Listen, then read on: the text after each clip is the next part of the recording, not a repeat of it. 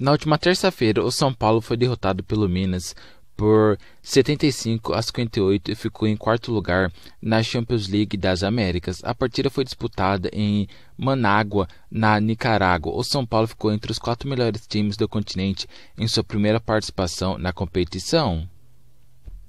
Os destaques do São Paulo na partida foram Jorginho com 17 pontos e 8 rebotes e Chamel com 13 pontos.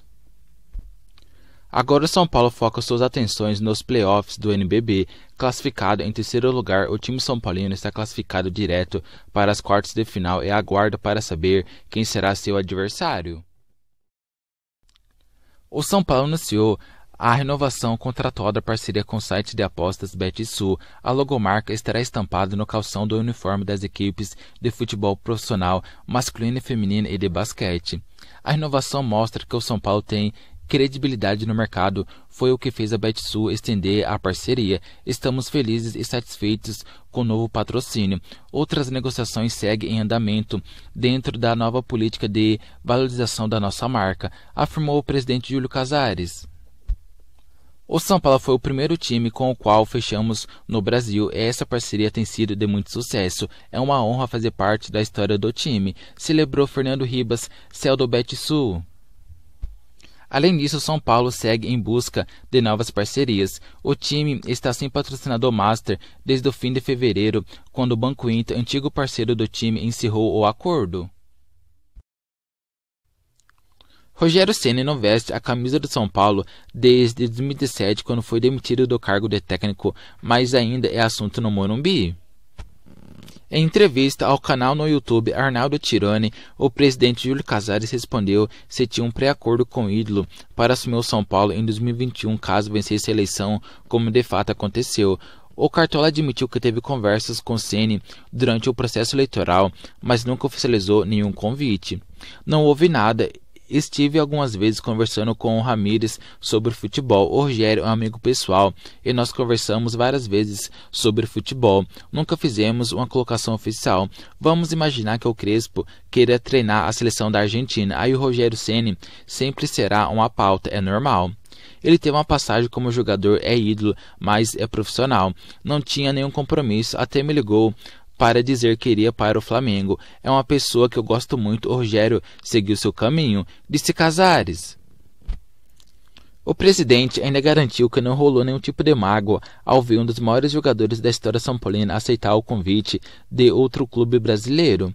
Não fiquei chateado porque estávamos em um processo que o Diniz vinha pontuando. Estávamos liderando o campeonato, não dá para pensar. Quando a gente admira uma pessoa, a gente quer o melhor dela. Vida que segue. Eu não fiquei chateado não, dei os parabéns pelo título brasileiro, é um grande profissional. Finalizou.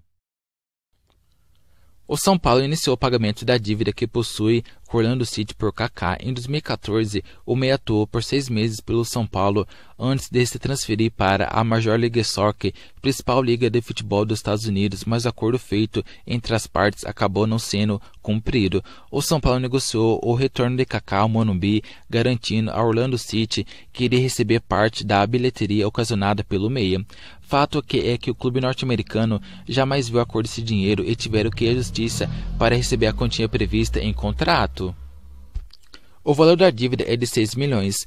Como o STJD negou o recurso do São Paulo, o clube teve que começar a pagar o débito que possui com o Orlando City. A atual gestão deu uma entrada de 30% do valor total e o restante da quantia será pago em 6 parcelas. Como não cabe mais recurso, o STJD apenas aguarda o posicionamento do Orlando City, que precisará se manifestar sobre a questão do parcelamento. Em 24 partidas como jogador do São Paulo em 2014, Kaká marcou 3 gols e foi o vice-campeão brasileiro daquele ano, perdendo o título para o Cruzeiro. O capitão e camisa 10 do São Paulo, Dani Alves, aproveitou para responder alguns seguidores em sua conta no Instagram. O jogador fez uma caixinha de perguntas e comentou sobre sua relação com a torcida de São Paulo que vive altos e baixos desde sua chegada em 2019. O jogador negou ter ressentimento com os torcedores. Não, eles não sabem o quanto eu me dedico e respeito o clube que defendo. Sempre opino em função da manipulação. Estão perdoados, mas o que eles querem, eu quero em dobro, afirmou o camisa 10 em uma resposta a um seguidor. Ainda falando sobre o assunto, perguntaram ao camisa 10 se a torcida de São Paulo é a mais chata que ele já enfrentou. Normal, acostumaram eles mal ou muito bem. Agora todos que chegam têm que ser tricampeão mundial ou tá ferrado, disse. No segundo tempo da partida contra o Red Bull Bragantino, que aconteceu no Morumbi, Dani Alves, que começou no meio de campo, foi deslocado para a lateral direita e ele falou sobre isso, como foi atuar novamente na posição. Jogar de lateral é como andar de bicicleta, uma vez aprende, o resto é história. O jogador também falou sobre os legados importantes deixados pelo ex-técnico de São Paulo, Diniz. Mais importante que ser um grande jogador de futebol, você precisa ser um grande ser humano. Você precisa respeitar todas as pessoas, ela tem suas lutas e suas vitórias. Se você vai ser manipulado, que seja pelas grandes ações. Finalizou. Miranda, enfim, deve reestrear pelo São Paulo nesta quarta-feira no Morumbi contra o Guarani pela 9ª rodada do Paulistão. Tudo indica que o zagueiro fará parte do time alternativo comandado por Crespo, já que na sexta-feira o São Paulo encara o Palmeiras em pleno Allianz Parque. Miranda vem treinando com o restante do elenco desde o dia 17 de março, mas foi poupado pela comissão técnica dos 2 primeiros jogos do São Paulo após a parada das competições devido ao agravamento da pandemia do novo coronavírus. A ideia dos preparadores físicos foi trabalhar melhor com o jogador de 36 anos antes de colocá-lo em campo para reduzir o risco de lesões ou qualquer tipo de problema físico. O camisa 22 do São Paulo, inclusive, deverá ser o capitão da equipe alternativa.